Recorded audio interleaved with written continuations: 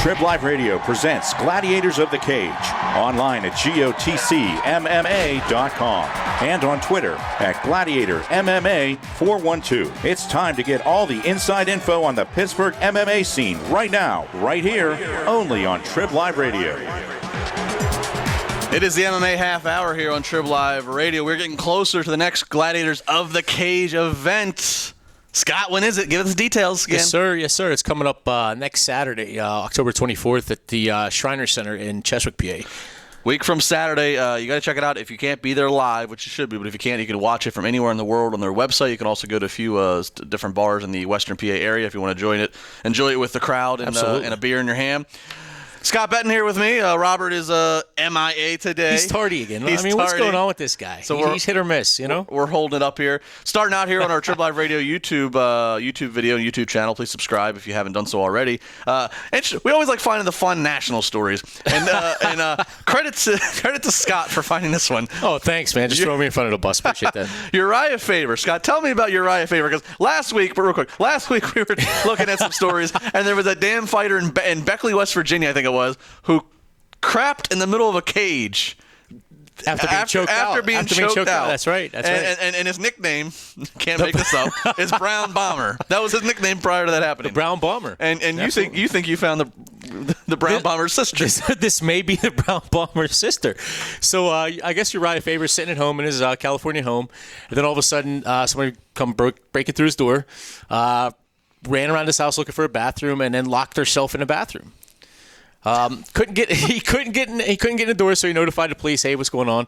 And the police were able to get in, but they found out that apparently she vomited and, as you would say, crapped all over the place and was unconscious in his bathroom. I don't even have commentary for that. That's like, I feel like there's been more news in the past year between the tragic nonsense with War Machine and Christy Mack. Oh, absolutely. And then Ronda Rousey is always in the news, usually for positive things, but she's not afraid to tear some ass up. And then this stuff, and then it was the other week with probation after.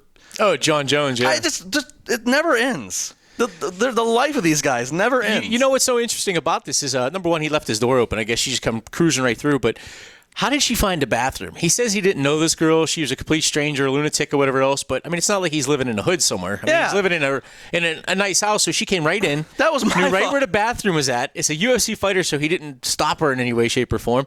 And on top of all that, while he's calling the police, he's videotaping everything and putting it on Snapchat with the police there. And then he's actually posting a video and pictures of this girl. On the floor. That doesn't surprise me because in this day and age, there's no such thing as bad publicity. Social media is everywhere. We got Periscope over here. Everybody's always filming. It's never, no matter what stupid thing is going on, you're going to get publicity out of it. So I'm not surprised by that. Well, that's what's interesting is people will put it up on video in her YouTube faster than he'll do 911 for you. So exactly.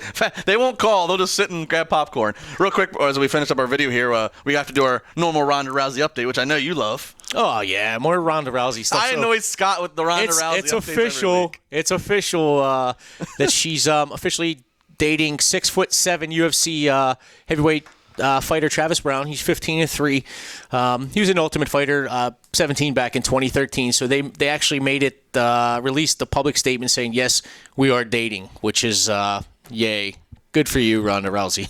But there's some hypocrisy going on here. It is because Brown was under some scrutiny because he was facing some domestic violence, either charges or an investigation that the UFC looked into, and they actually investigated it to see if there was any, and of course, rhyme or reason behind it. And of course, Rousey's been very outspoken against Floyd Mayweather, who has had his issues with that. So. I mean, that's what was so interesting about it is she's like, obviously pro, I'm going to beat your ass, you touch a woman kind of thing. And then here's this guy being accused of it. But, I mean, how his baby mama, posted the pictures on Facebook of the bruises of being beaten and such, but didn't notify the police is kind of, suspect. And even, let's say best case scenario, even if this guy Brown is completely innocent, he's just, his baby's mama is just being cray-cray.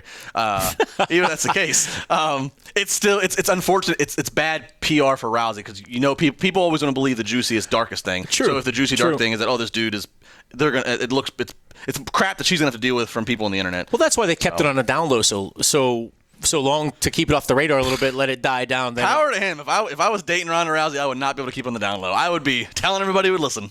I'd be sending him until she beat my ass and broke up with me. TribLIVE Radio. Make sure you subscribe. Make sure you check out the Gladiators of the Cage MMA channel. As again, you can see all their fights from all their past events. They got a good one coming up a week from Saturday in Cheswick, PA, at the Syria Shriner Center.